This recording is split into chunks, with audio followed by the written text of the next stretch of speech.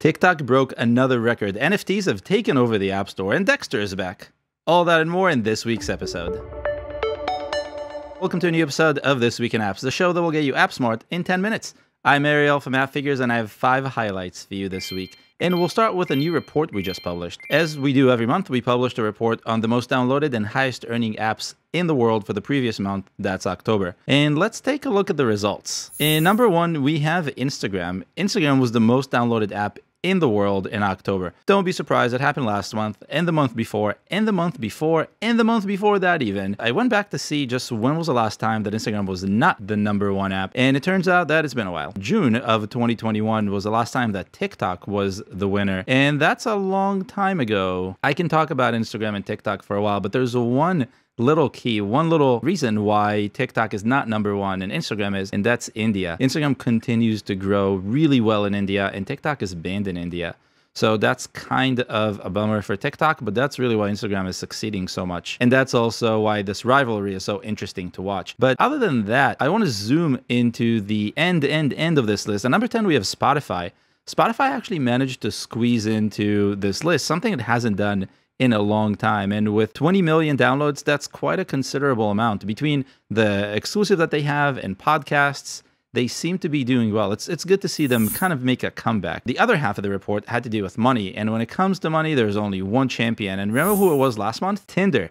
Tinder, again, was the #1 highest earner in the US in terms of total net revenue, bringing in $85 million.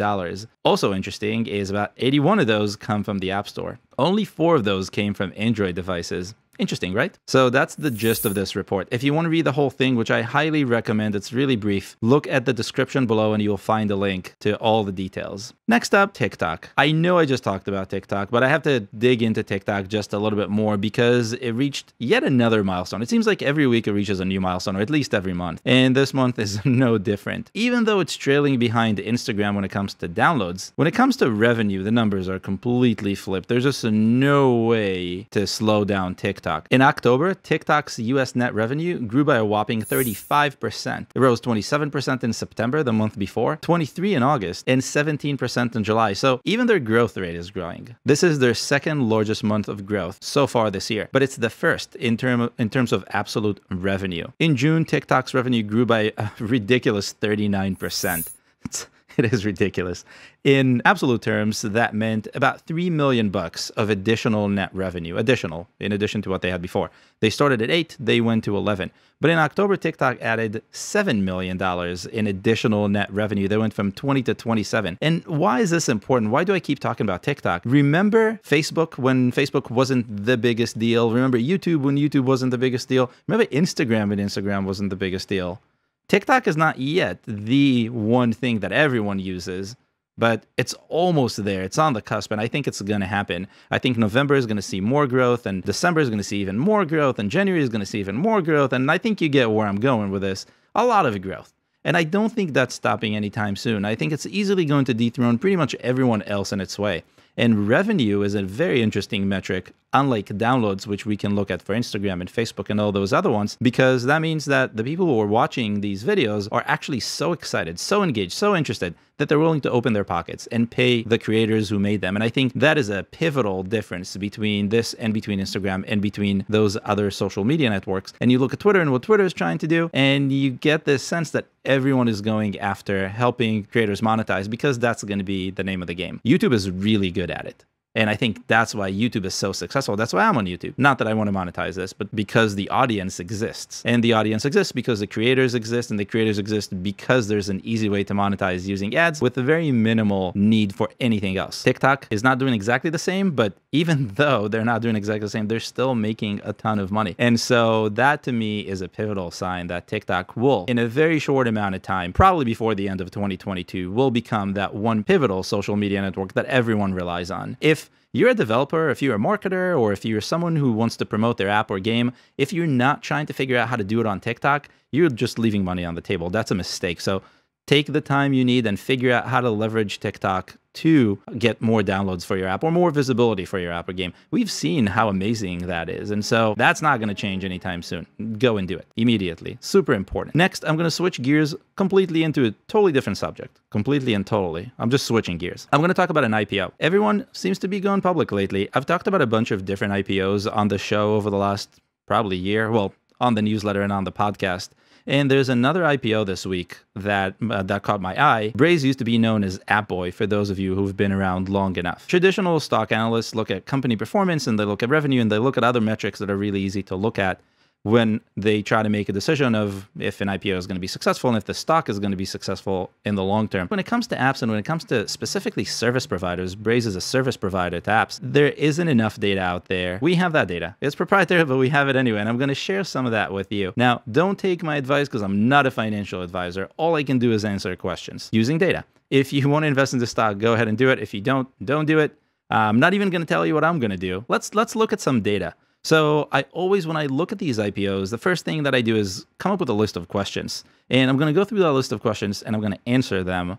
And you'll get an idea of what's going on. Then I'm going to give you my analysis of what I think will happen.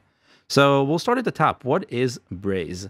Braze is a service that helps companies bring users back into their mobile apps. They're an engagement type of SDK software development kit.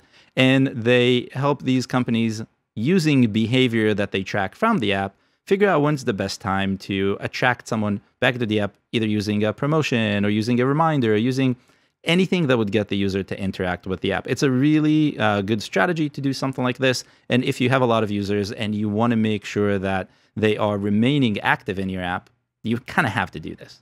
There are a bunch of different competitors, which I'll talk about in a second, but it's really important that you do it.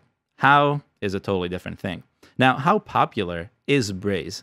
According to our data, to our SDK intelligence, which looks at installed SDKs in millions of iOS and Android apps, Braze is installed in 4,329 apps, so a little over 4,000 apps and games. And who's using it? That list is actually pretty interesting. So they have a wide array of companies. We have HBO, we have McDonald's, we have Etsy, we have Walmart, Instacart, Klarna, and kind of a whole bunch of these other household names that you probably know and you probably use, and you're probably getting these notifications based on your behavior through Braze, and you didn't even know. According to our estimates, apps that use Braze were downloaded more than 70 million times in the US in the last 30 days. And I picked the US because that's kind of the common denominator across a lot of these apps, but that's not to say that all these apps are only US based. Now, the mix is mostly apps and a few games, but Pokemon Go is on it and a whole bunch of others. So it's a very interesting mix. So my next question is, how long have they been using it for? And is that the kind of thing they're just trying and moving on? And the answer is no. The answer is interesting. So there's some companies that have had the Braze SDK installed in their apps for years. Etsy, for example, added Braze's SDK 5 years ago. But then there's some companies that only got on this bandwagon fairly recently. ESPN, just about a year ago, and McDonald's just a few months ago. And so it's continuing and it's growing, which is, again, interesting. In the last year, they added about 1,300 apps, and they included some really big names. So big names are continuing to onboard, and that's interesting.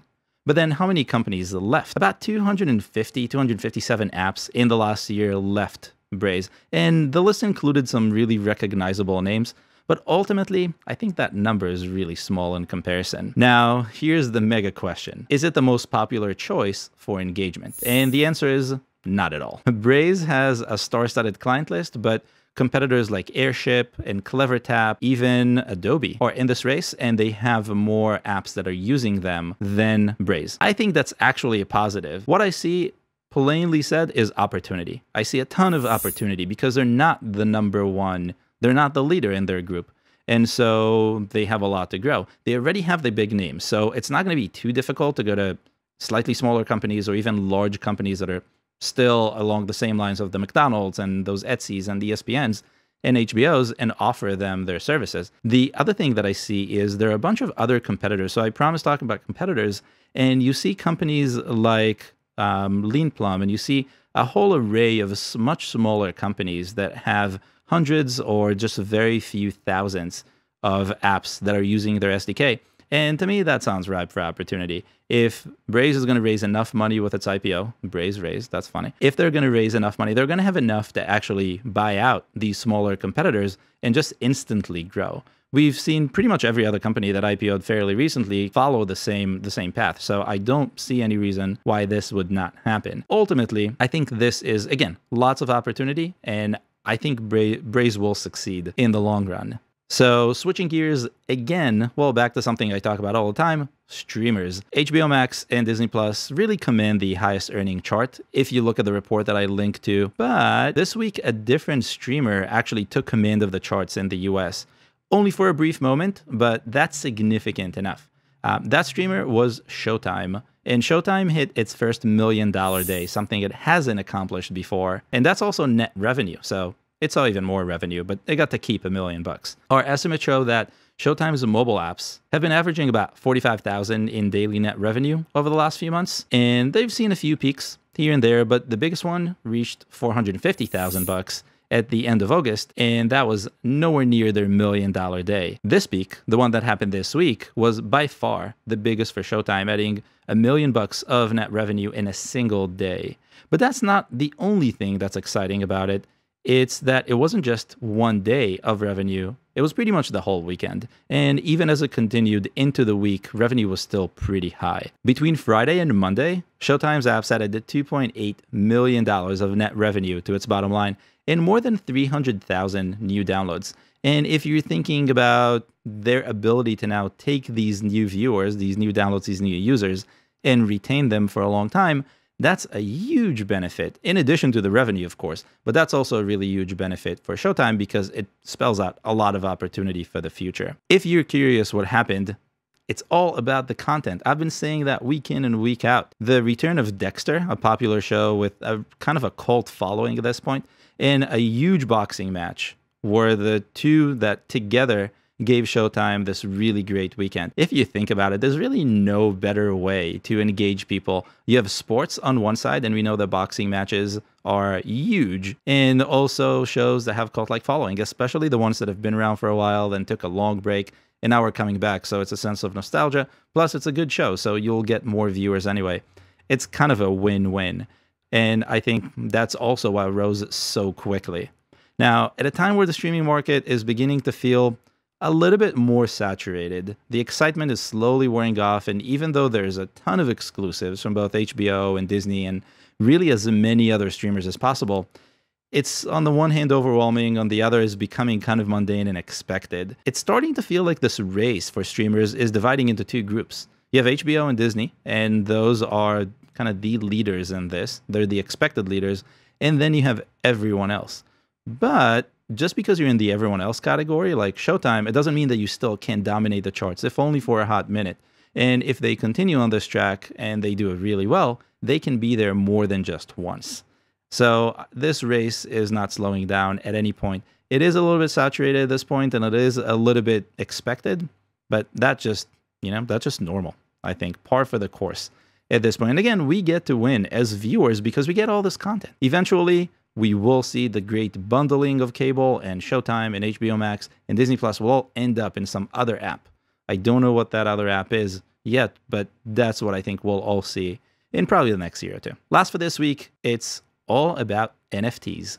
I'm sure you've heard NFTs or something about NFTs at some point recently, because everyone is talking about them. My entire week was filled with talk of NFTs. It's family, it's the guy who cuts my hair, it's even my Uber driver, who I hope is listening because I gave him a link to the show. If you're listening, give me a thumbs up. I wouldn't bring it up if it was just people talking about NFTs, because that's, kind of normal over the last few months. But there is something interesting. The Simpsons got into the NFT game this week, as did Marvel and its characters.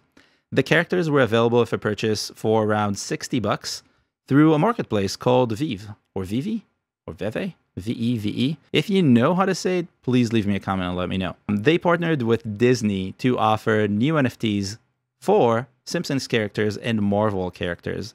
The new tokens were released on Sunday and sold out by Tuesday through an app, something that we have not seen as crazy so far. We estimate that in those 3 days, users spent $4.8 million in the VV market. I'm just going to call it VV Marketplace because I think that makes sense. across the App Store and Google Play.